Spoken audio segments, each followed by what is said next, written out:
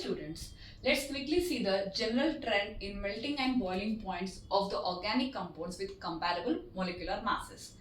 Generally, melting and boiling point depend on the intermolecular forces such as dispersion forces, dipole-dipole interactions and hydrogen bonding.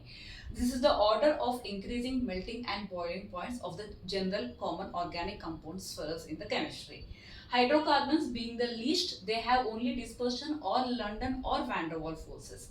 Then comes the halogenated hydrocarbons which have comparably little higher melting and boiling point than hydrocarbons, as they have dipole-dipole forces due to the polarity. As they have halogen, they show some polarity.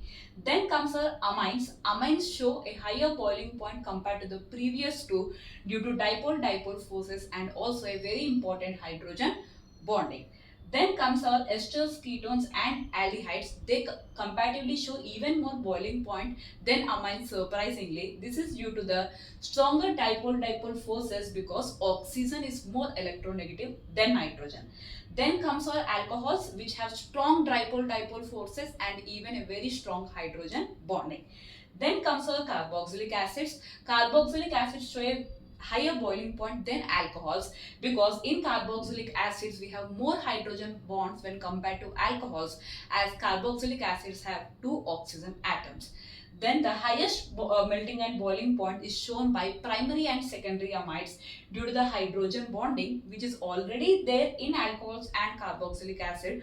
What is so special about amides is amides are attracted together by ionic interactions. Now if you are thinking why do they prefer to be in ionic form, because amide in ionic form can show resonance, so the ionic form of amides are resonance stabilized.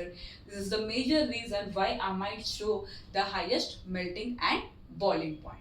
Thank you.